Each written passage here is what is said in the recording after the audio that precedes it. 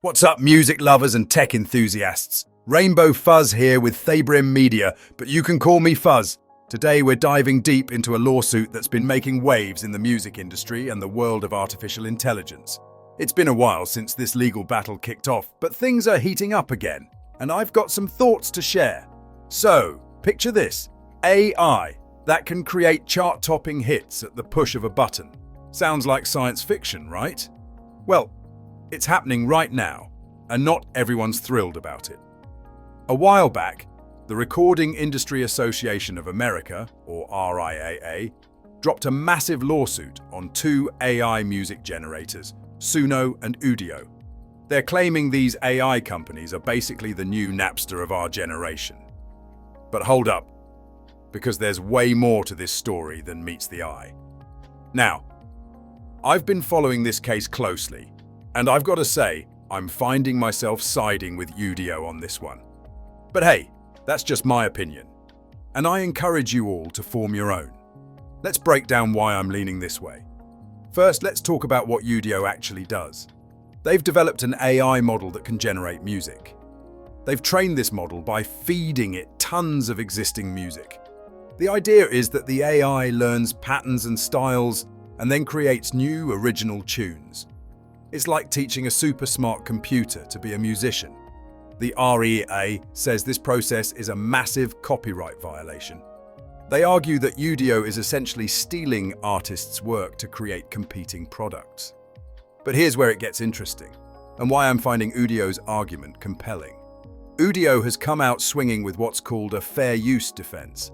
And folks, it's pretty fascinating. They're saying, hold on a second, we're not copying songs. We're teaching our AI to understand music, just like a human musician learns by listening to other artists. They argue that their use of copyrighted music is transformative, a key concept in fair use law. Now, let me break down Udio's defense, because I think they make some really intriguing points. First off, Udio claims their AI model listens to music to learn musical ideas and patterns, rather than copying specific works.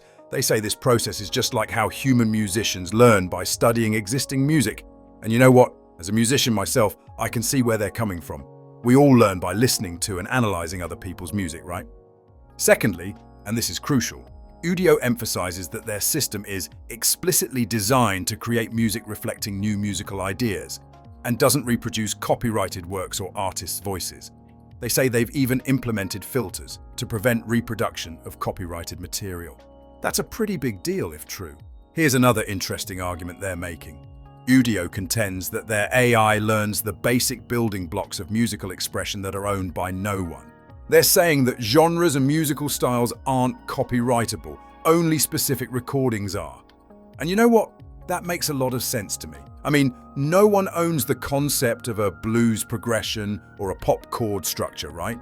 Udio is also drawing parallels to past technological innovations in music, like synthesizers and drum machines. Remember when those were new? Some people thought they'd be the death of real music. But look at how they've expanded our musical horizons. Udio is arguing that their AI could do the same thing. Now here's where I start to get really excited about the possibilities.